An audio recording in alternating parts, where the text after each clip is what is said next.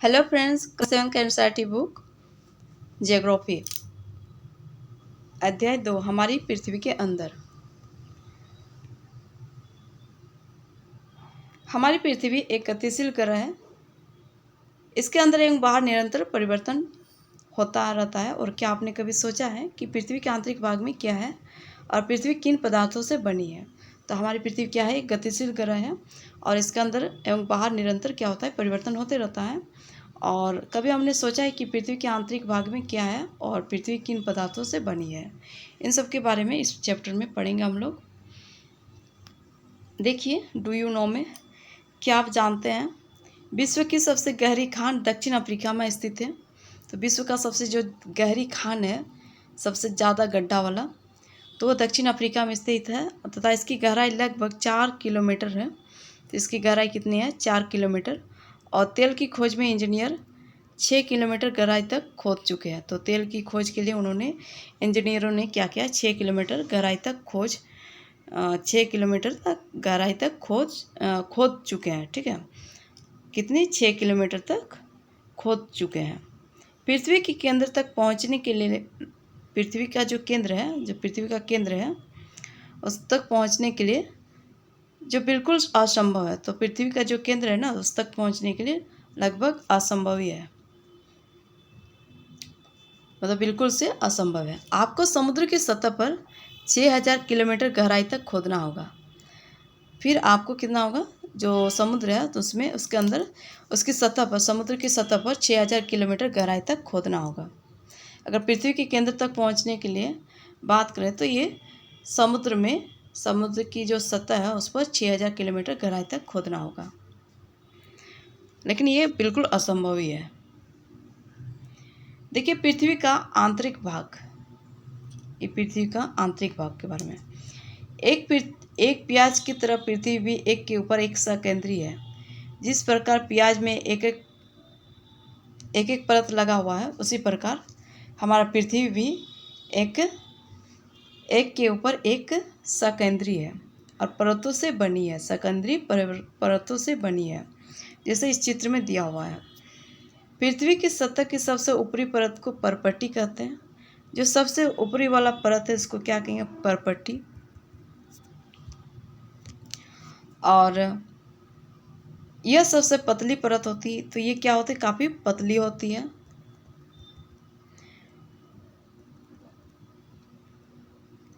यह महाद्वीपीय संहति में 35 किलोमीटर एवं समुद्री सतह में केवल 5 किलोमीटर तक है। तो अगर बात करें महाद्वीपीय संहति में तो ये 35 किलोमीटर है और समुद्री सतह की बात करें तो 5 किलोमीटर है। समुद्री सतह की बात करें तो कितना है? 5 किलोमीटर। और महाद्वीपीय संहति की बात करें तो 35 किलोमीटर है। महाद्वीपीय संहति मुख्य रूप से सिलिका एवं एल्यूमिना जैसे, तो जो महाद्वीपीय संहति है तो मुख्य रूप से क्या होती है? सिलिका एवं एल्यूमिना जैसे खनिजों से बनी है। फ्रेंड्स, यहाँ से क्वेश्चन बन चुका है, इसलिए इसको अच्छे से ध्यान से देखना है। सिलिका एवं एल्यूमिना क्या है? ये खनिजों से बनी है और इसलिए इसे सी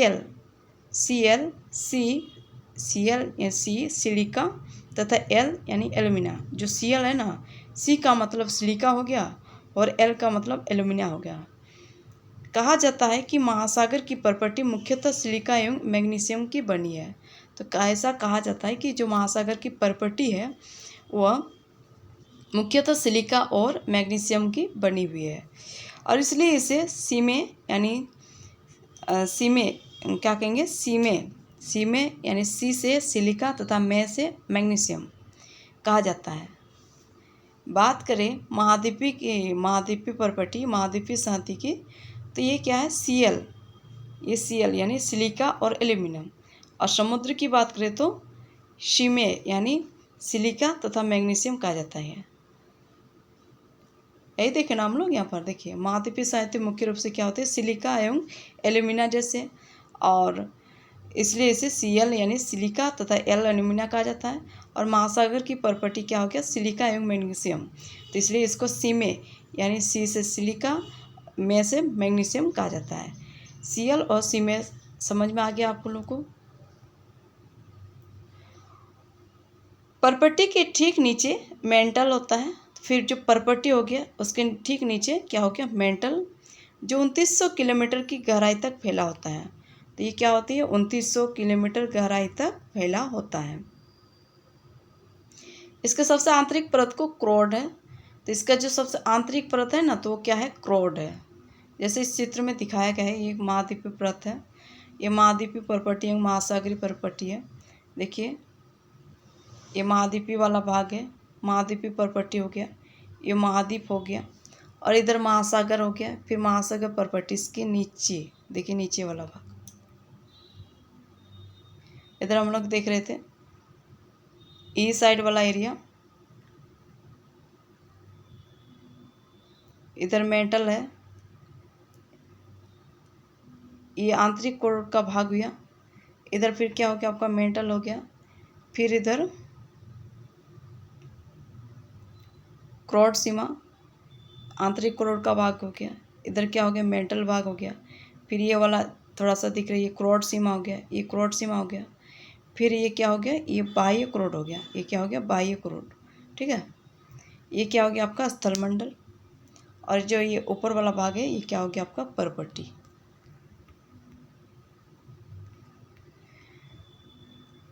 देखिए फिर देखते डू यू नो में पृथ्वी के आयतन का केवल 1% हिस्सा ही परपट्टी है। तो जो पृथ्वी का आयतन है ना, तो उसका 1% हिस्सा ही परपट्टी है,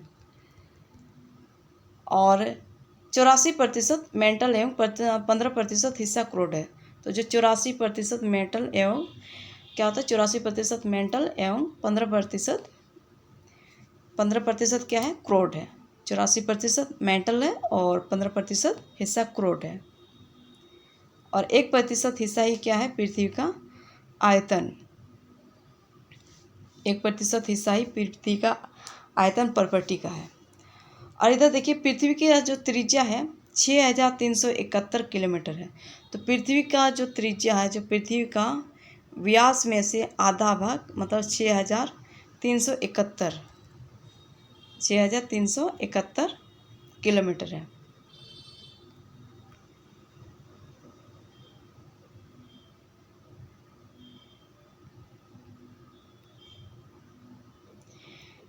जिसकी त्रिज्या लगभग 3500 किलोमीटर है।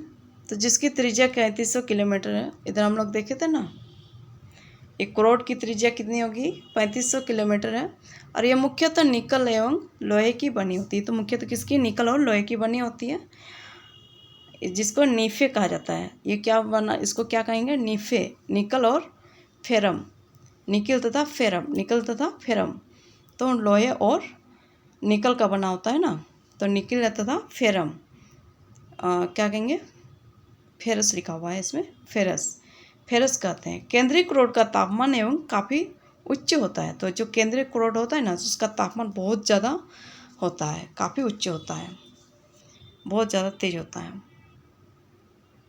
और इसकी त्रिज्या कितनी है, 3500 किलोमीटर। फिर से दोहरा देती हूँ इसको। और ये क्या, किस चीज़ का बना है, नीफे, नीफे, नीफे यानी निकल और लोहे, निकल और लोहे की बनी होती है, तथा इसे नीफे यानी नी और निकिल तथा फेस यानी फेरस कहते हैं। इस तरह से केंद्रीय क्रोड का तापमान एवं दाब काफ़ी उच्च होता है। शैल एवं खनिज, जो शैल और खनिज है, पृथ्वी की परपट्टी अनेक प्रकार के शैलों से बनी है। तो पृथ्वी का जो परपट्टी है ना, तो अनेक प्रकार के शैलों से बनी है, और पृथ्वी की परपट्टी बनाने वाले खनिज पदार्थ के किसी भी प्राकृतिक पिंड को शैल कहते हैं। तो जो पृथ्वी का परपट्टी बनाने वाला खनिज पदार्थ है, तो वो किसी भी प्राकृतिक पिंड को, जो किसी भी प्राकृतिक वस्तु है, जो प्राकृतिक पिंड है, तो उसको शैल कहते हैं। तो उसको क्या कहेंगे, शैल कहेंगे। सेल विभिन्न रंग, आकार एवं गठन की हो सकती है। तो जो सेल होता है ना, तो विभिन्न प्रकार के रंग और आकार गठन की हो सकती है। मुख्य रूप से सेल 3 प्रकार की होती है। तो मुख्य रूप से सेल कितने प्रकार की होती है, 3। देखिए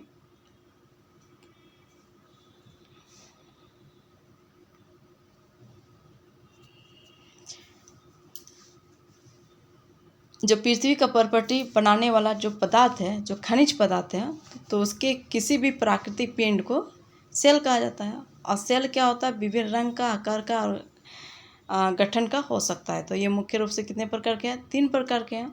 पहला आग्नेय यानी इग्नियस सेल, आग्नेय यानी इग्नियस सेल, अवसादी यानी सेडिमेंट्री सेल, अवसादी यानी सेडिमेंट्री सेल, और कायांतरित मतलब मेटाफॉर्फिक, कायांतरित यानी मेटाफॉर्फिक सेल, आग्नेय इग्नियस, अवसादी सेडिमेंट्री और कायांतरित मेटामॉर्फिक सेल।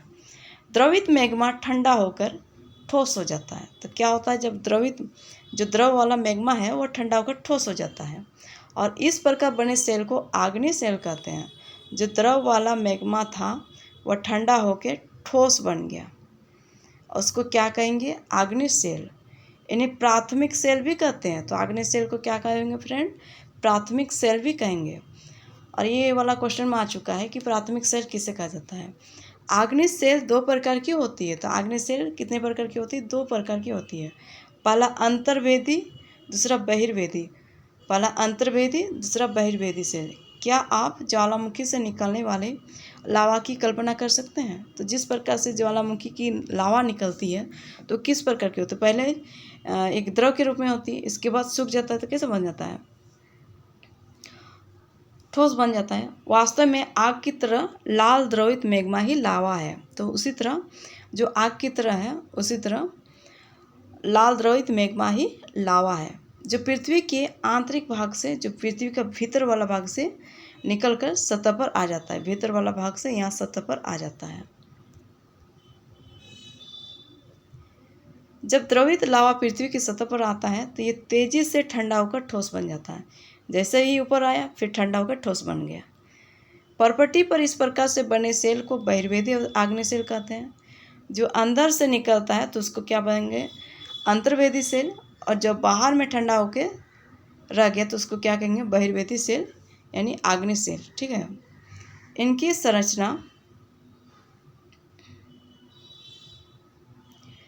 इनकी संरचना बहुत महीन दानों वाली होती है। आग्नेय सेल की संरचना कैसे होती है, बहुत महीन दानों जैसे होती है।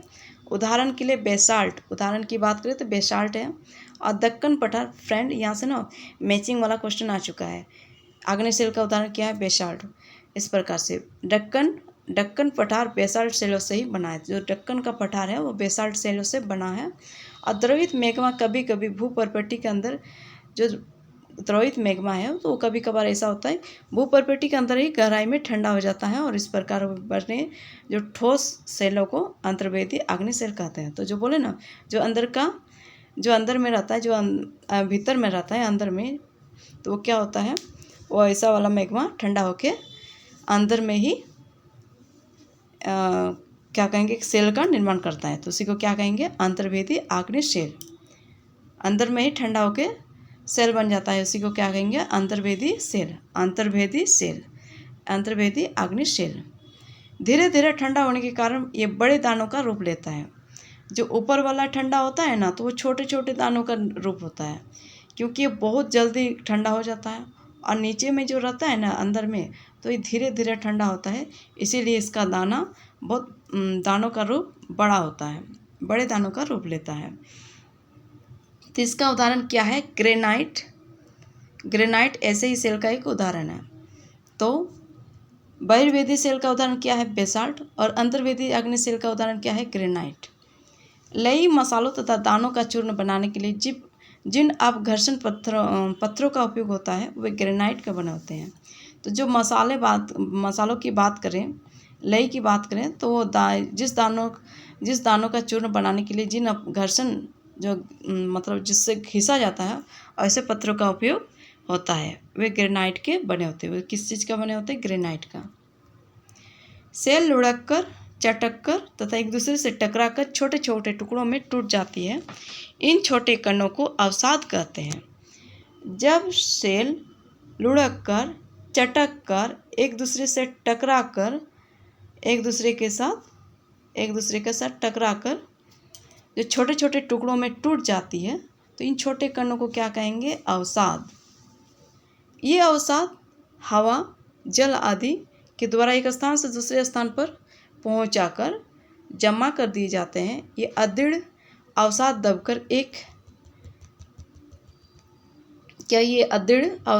दबकर एवं कटर होकर सेल की परत बनाते हैं।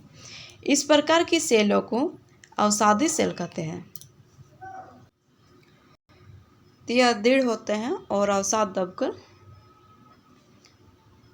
दबकर एवं कठोर होकर सेल की परत बनाते हैं। इस प्रकार की सेलों को अवसादी सेल कहते हैं। उदाहरण के लिए बलुआ पत्थर रेत के दानों से बनता है। जो बलुआ पत्थर होता है ना, वो रेत के दानों से बनता है। और इन सेलों में क्या होता है, पौधों, जानवरों एवं अन्य सूक्ष्म जीवाणुओं को कभी इन सेलों पर रहे हैं जो कभी इन सेलों पर रहे हैं उसके जीवाश्म भी हो सकते हैं।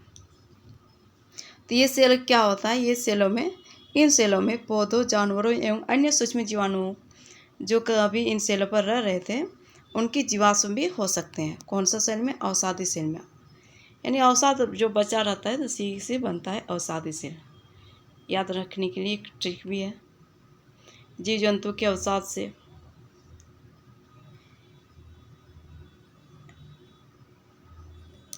आग्नेय एवं अवसादी सेल उच्च ताप एवं दाब के कारण कायांतरित सेलों में परिवर्तित हो सकती है। उदाहरण के लिए चिकनी मिट्टी स्लेट में एवं चूना पत्थर संगमरमर में परिवर्तित हो जाता है। उदाहरण की बात करें, जो चिकनी मिट्टी है वो स्लेट में और फिर चूना पत्थर संगमरमर में परिवर्तित हो जाता है। तो ये कायांतरित सेल का उदाहरण है। तो कायांतरित सेल का निर्माण होता कैसे है? तो आग्नेय और अवसादी सेल है, उच्च ताप एवं दाब के कारण उसका जो उच्च ताप और दाब मिलता है आग्नेय और अवसादी सेल में, तो जिसके कारण कायांतरित सेलों का निर्माण होता है, यानी कायांतरित सेलों में परिवर्तित हो जाता है। और उदाहरण की बात करें तो जैसे चिकनी मिट्टी से, यानी उदाहरण के लिए चिकनी मिट्टी से स्लेट और जो चूना पत्थर है उसमें संगमरमर में परिवर्तित हो जाता है।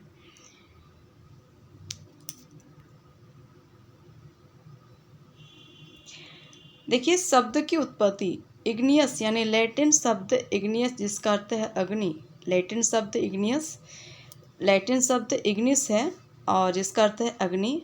सेडिमेंट्री यानी लैटिन शब्द सेडिमेंटम जिसका अर्थ है स्थिर। सेडिमेंट्री क्या है? लैटिन शब्द सेडिमेंटम जिसका अर्थ है स्थिर। और मेटामॉर्फिक ग्रीक शब्द मेटामॉर्फोस है जिसका अर्थ है रूप परिवर्तन।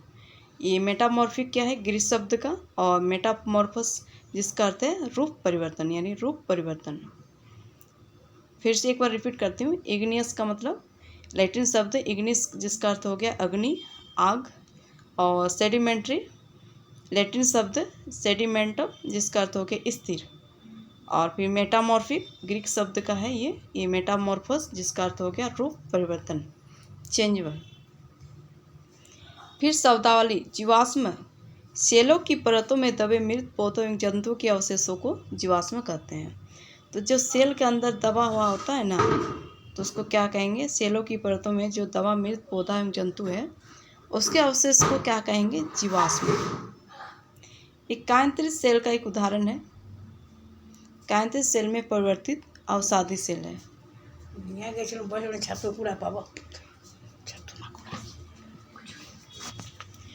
सेल हमारे लिए बहुत उपयोगी है और कठोर सेलों का उपयोग सड़क, घर एवं इमारत बनाने के लिए किया जाता है।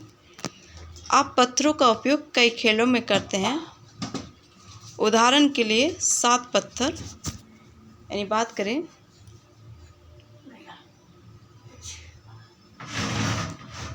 जो सेल हो गया ना, सेल हमारे लिए काफ़ी उपयोगी है। और कठोर सेलों का उपयोग सड़क हो गया, जैसे सड़क हो गया, घर हो गया और इमारत बनाने के लिए किया जाता है। आप पत्थरों का उपयोग कई खेलों में करते हैं। उदाहरण के लिए जैसे 7 पत्थर यानी पिट्ठू, चिबड्डी क्या है? चिबड्डी यानी स्टापू या किटकिट खेलते हैं ना, ऐसे वाला खेल होता है, ये किटकिट हो गया। 5 पत्थर यानी गिट्टी, 5 पत्थर लेके उछाल के खेलते हैं, 5 पत्थर यानी गिट्टी। इस तरह के पत्थरों से, इस प्रकार के सेलों से हम लोग खेलते हैं। और आप अपने दादा दादी, माता पिता, पड़ोसियों आदि से पूछकर कुछ अन्य खेलों की जानकारी प्राप्त करें। तो बचपन में हम लोग प्रायः ऐसे ज़्यादा से ज़्यादातर लोग खेले होंगे पत्थरों से, सेलों से।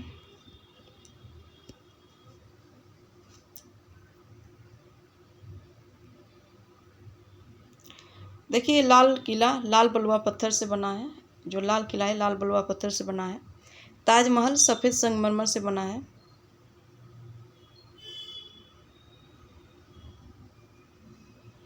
आपको जानकर आश्चर्य होगा कि किन्हीं निश्चित दशाओं में एक प्रकार की सेल चक्रीय तरीके से एक दूसरे से परिवर्तित हो जाते हैं और एक सेल से दूसरे सेल में परिवर्तन होने की इस प्रक्रिया को सेल चक्र कहते हैं। और आप जानते हैं कि द्रवित मैग्मा ठंडा होकर ठोस आग्नेय सेल बन जाता है और ये आग्नेय सेल छोटे छोटे टुकड़ों में टूटकर एक स्थान से दूसरे स्थान पर स्थानांतरित होकर अवसादी सेल का निर्माण करते हैं। फिर ताप एवं दाब के कारण, फिर जो ताप और दाब हो गया, जिसके कारण आग्नेय एवं अवसादी सेल, जो आग्नेय सेल है जो अवसादी सेल है, उन दोनों का क्या हो जाता है, रूप परिवर्तन यानी कायांतरित सेल में बदल जाता है। फिर अत्यधिक ताप एवं दाब के कारण कायांतरित सेल पुनः पिघलकर द्रवित मैग्मा बन जाती है और यह द्रवित मैग्मा पुनः ठंडा होकर फिर ठोस आग्नेय सेल में परिवर्तित हो जाता है। फिर वह ठोस आग्नेय सेल में परिवर्तित हो जाएगा। इस तरह से एक चक्र है, सेल चक्र। देखिए यहाँ पर चित्र द्वारा समझाया गया है। ये एक मैग्मा हो गया। मैग्मा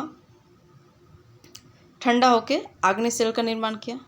फिर आग्नेय सेल अवसाद, हवा आदि के कारण ये टूट करके अवसाद बन गए यानी तलछट में आ गए।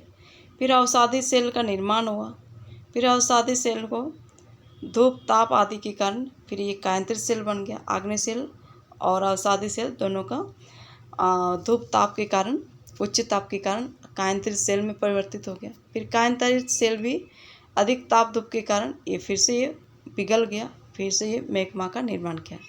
तो इस प्रकार से एक क्या बन गया, सेल चक्र। ये इस तरह से चलते रहता है।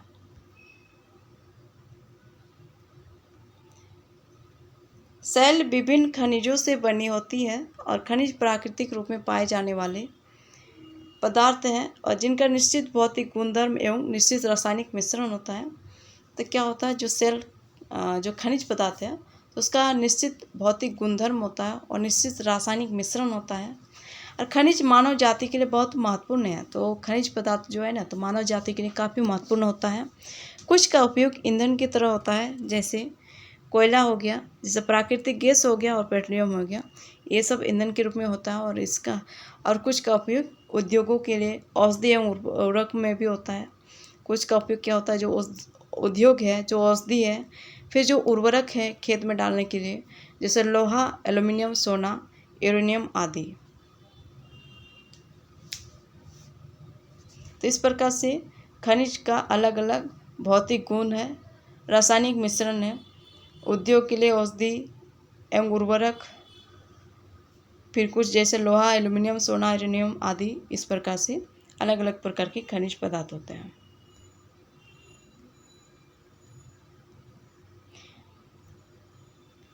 ठीक है फ्रेंड्स, इस प्रकार से ये चैप्टर समाप्त हुई और फिर मिलेंगे दूसरा चैप्टर में। धन्यवाद।